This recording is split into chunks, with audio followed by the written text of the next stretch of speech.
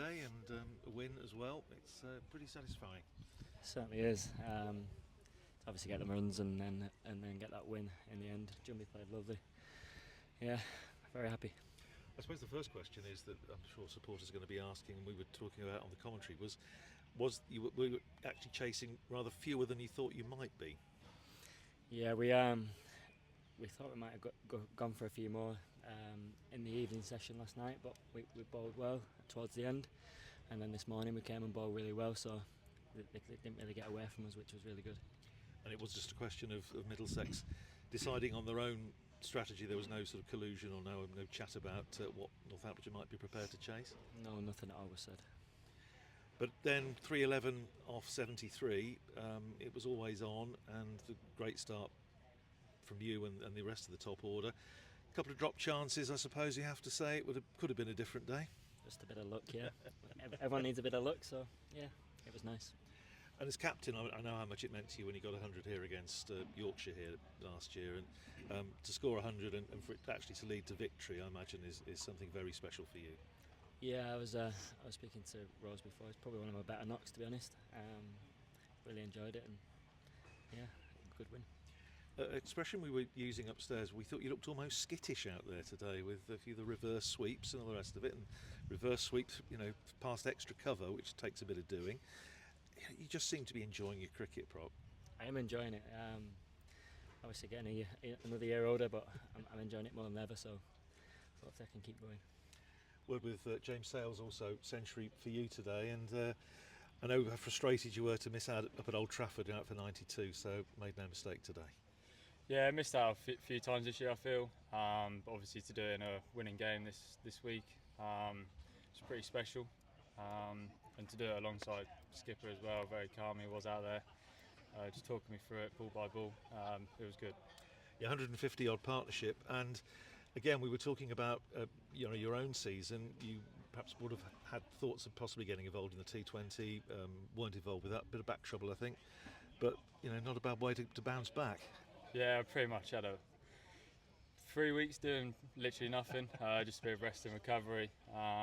Felt not undercooked coming into this game, but I felt a little bit more nervous than I probably normally am.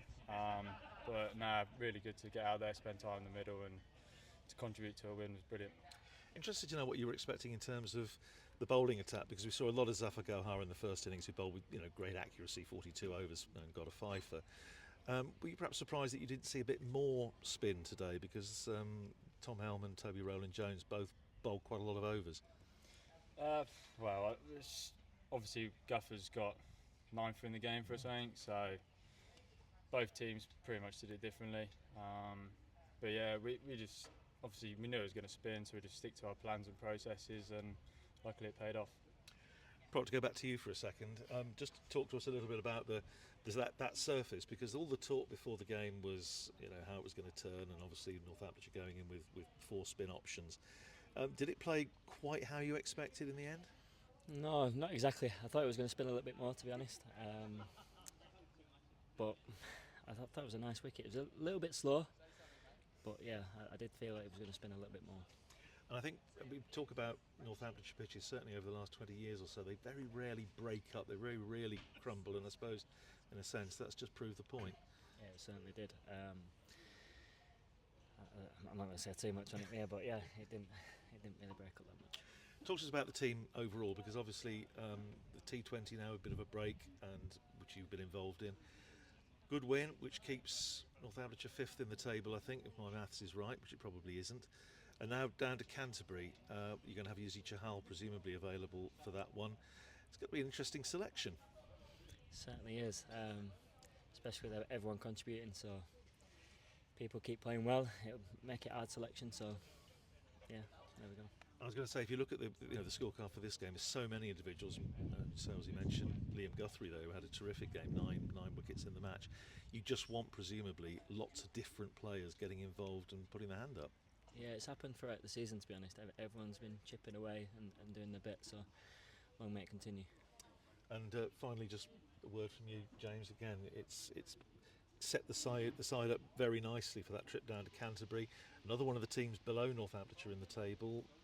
So again, it's a game I'm sure you'll be looking to get something out of.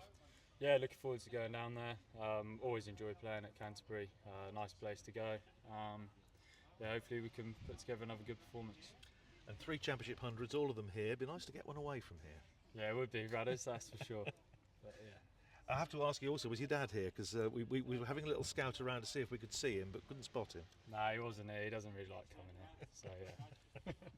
That's great, thanks.